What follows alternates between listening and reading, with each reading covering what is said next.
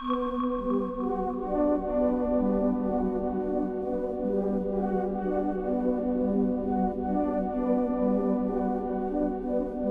this video I will demonstrate how to tie, in my opinion, the best slider rig for deep water fishing.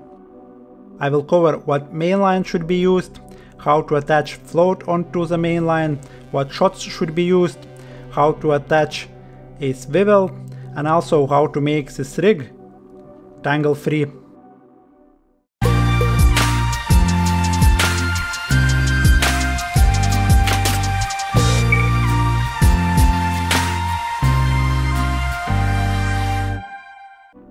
Before going any further, let me quickly explain what a slider rig is. Obviously it's a float type rig, where the float can slide freely onto the mainline, and then the float is stopped by the stop knot.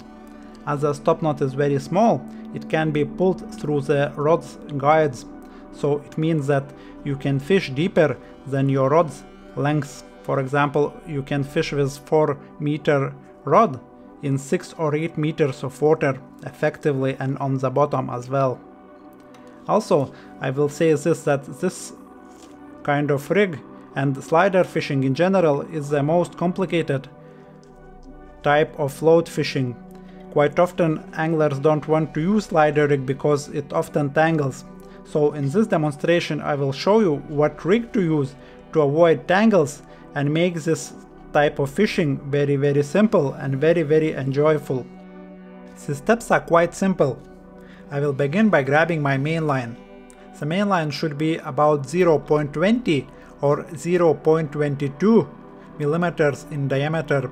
You don't want any thicker or any thinner lines as well. That's the optimum diameter really. Then I will thread a glass bead onto the line.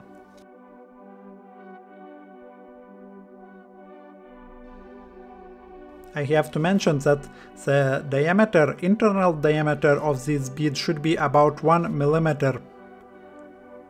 You can buy them in jewelry shops.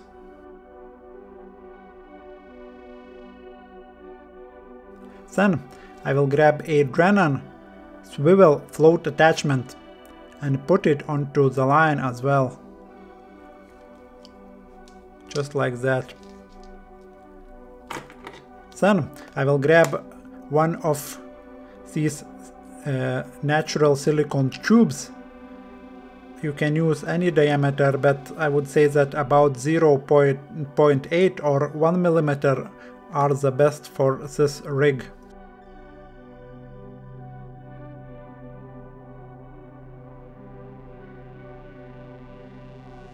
It's also important to mention that you want about 5 centimeters of that silicone tube for this rig. So I will thread that tube onto the line as well.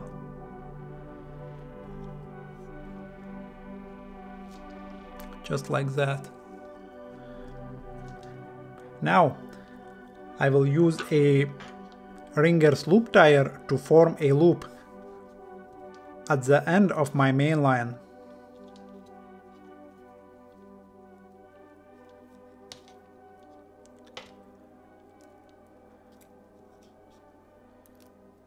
Just like that. I will trim off the tag end now.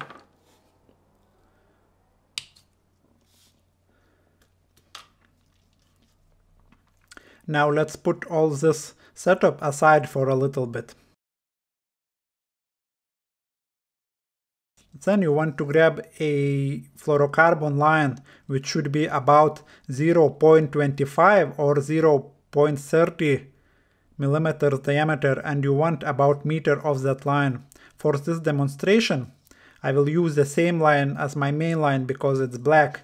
Fluorocarbon most of the time is clear, so you wouldn't be able to see very well. So for this demonstration, as I mentioned, I will use thick monofilament line which is black, and you would be able to see it well. So and I will repeat once more, you want about a meter of that line. And then at the end of that piece of line I will tie another small loop using Ringer's loop tire.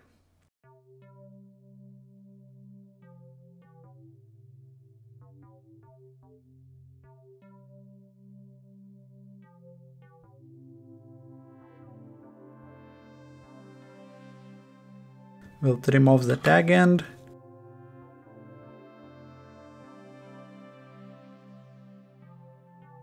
Now, as I have my fluorocarbon in this hand, and now I will take my mainline, which has a loop at the end as well, and I will join these two using loop-to-loop connection.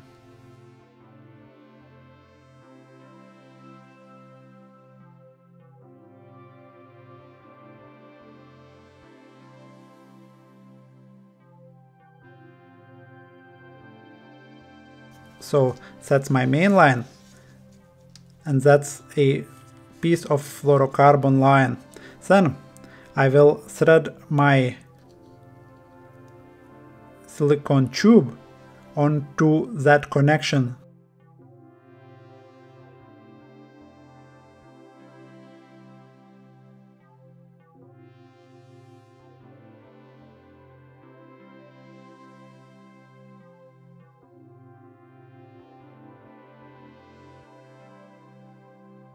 You want the silicone to hide the connection properly, and I would say you want to leave about 3 to 4 millimeters just above the mainline knot. And now we want to put a shots onto this connection.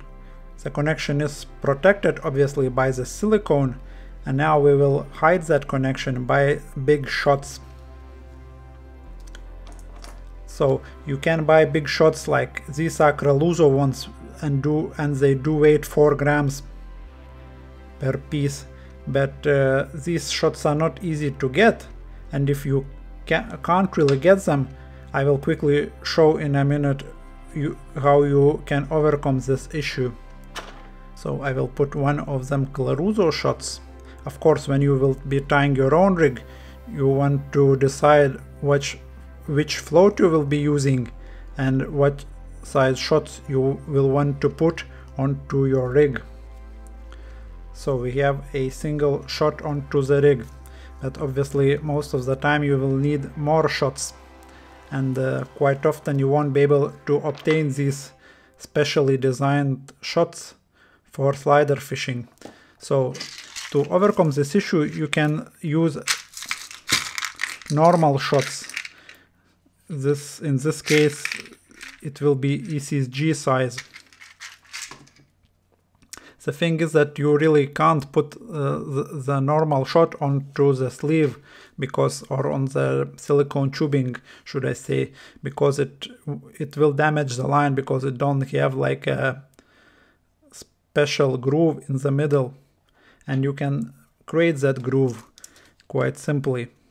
You need to split the shot a little bit more.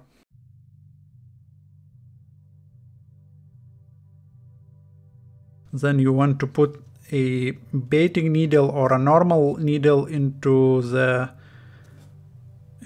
split, and then grab a pair of big pliers and just properly squeeze that shot down. Just like that.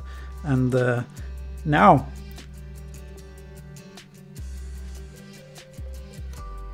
I will have a little groove in that shot.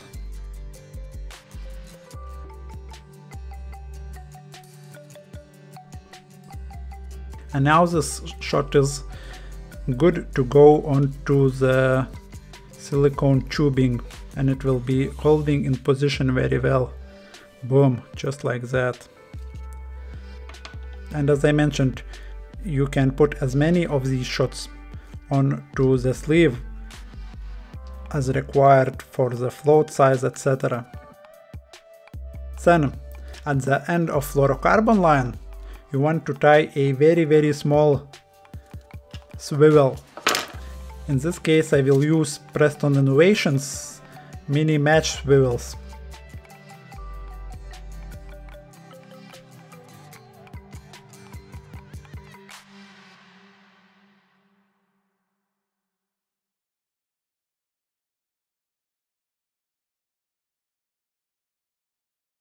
I will use a greener knot for that.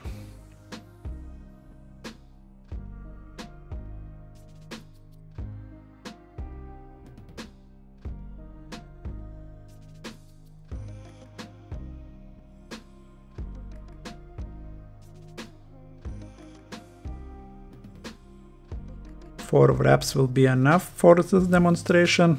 You want to wet this knot, as always, when tying your own rig.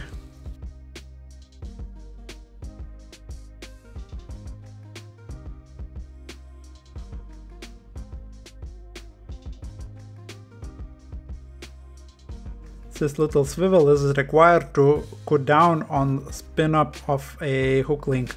And obviously you will want to attach your hook link to this small swivel. Now you want to put as many little shots onto this fluorocarbon line as required by situation. In this case I will just put a couple small shots. It will be number 8 Preston Innovation Stutz shots.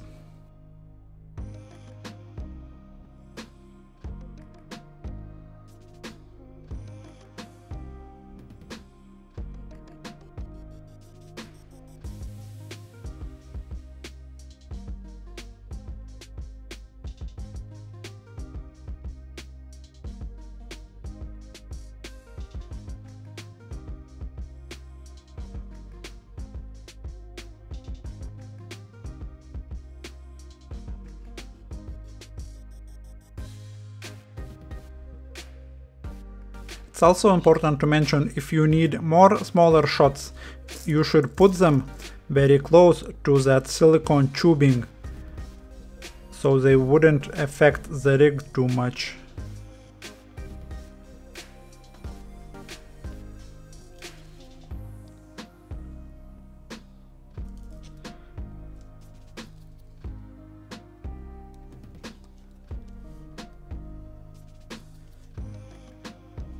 Just like that. Now we have everything good from this side. We have a swivel to attach our hook link onto, a couple shots which will indicate the bite. We have the main group of the shots which will balance the float out. And now let's attach our float.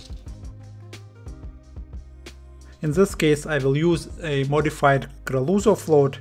It's a Kraluzzo Zero slider, but I replaced the original plastic attachment to normal slider attachment. And these kind of attachments, most of the times they have a little swivel at the end, but I don't like those swivels, and I just prefer using Drennon float attachments because it allows me to change the floats when I need to, and also it allows me to remove the float from the rig when I'm transporting my rod prepared and ready to go. And then it's just very simple case of sliding the float into the rubber attachment.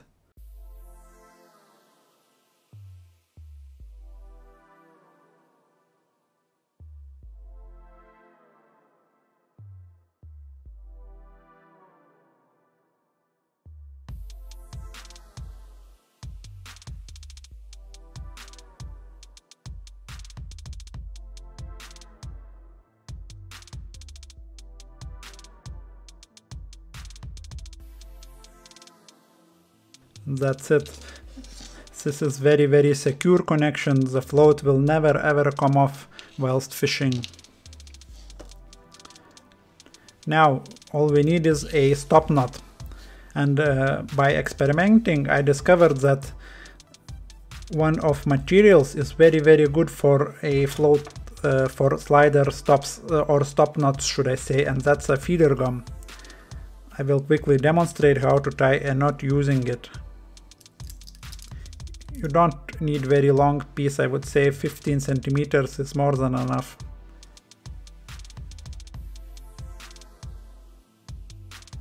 It's just very important to mention that you want to get as thin feeder gum as possible. In this case I'm using 0.35 Drennon one. Also, I would advise to pre-stretch that feeder gum before tying a stop knot. And then it's just a very simple knot. You just form a small, like a loop, then place that loop next to the main line and make 4 or 5 wraps around that loop and around the main line as well.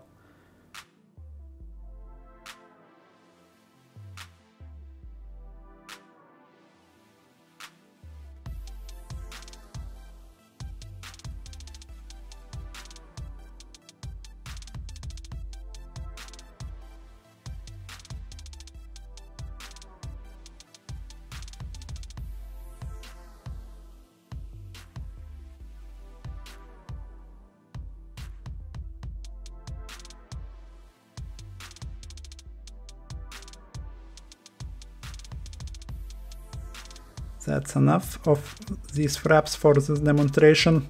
Again, when tying your own knot, don't forget to wet it just before pulling it tight.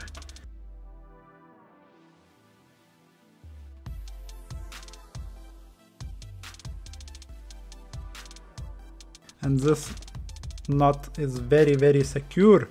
It holds in place very well, and also it is quite small as well.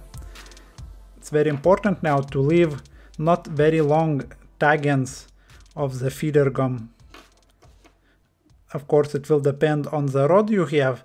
If you have a special rod for slider fishing which has a little bit bigger eyes, then you might leave a little bit longer tag ends for the feeder gum. But I would say half a centimeter is more or less enough.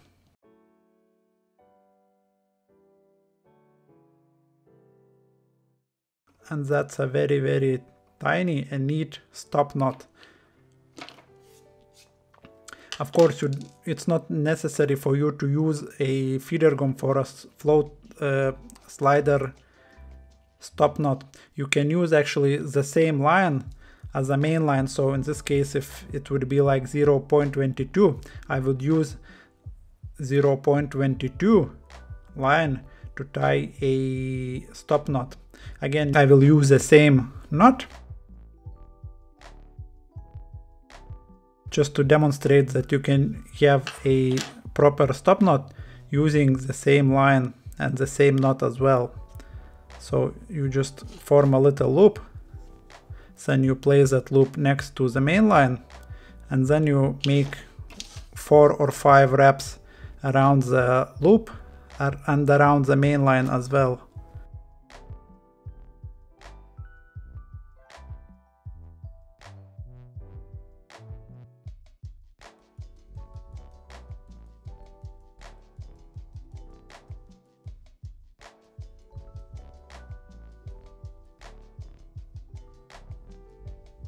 Again, don't forget to wet this knot just before pulling it tight.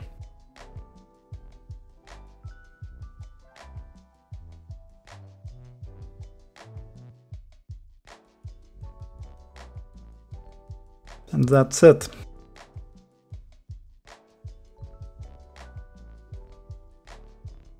The difference with the monofilament line is when tying a stop knot using it, you want to leave quite long tag ends, I would say about 5 centimeters.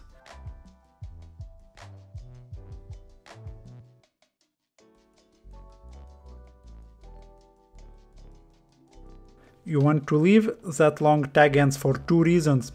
First of all, when using monofilament, seems that the longer tag ends allow the knot to pass through the guides a little bit easier. And also, secondly, quite often stop knots made out of monofilament line get loose, so they start to slide quite easy. So you need something to grab onto to pull those tag ends so the knot would be tight again. And having them longer helps that, of course. So yeah, just to recap, if you will be using feeder gum for a stop knot, very short tag ends. If you will be using monofilament line for a stop knot, long tag ends.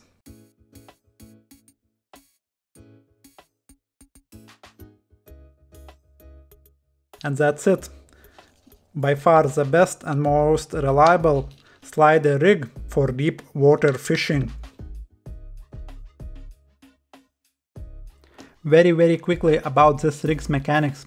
So we have a silicone sleeve which covers the connection between the main line and a very stiff fluorocarbon line. So we have a very stiff everything from the shots down. So the tube is stiff, and also the piece of line between the shots and the swivel is stiff as well, because it's made out of fluorocarbon. And we need that stiffness to make this rig more tangle free.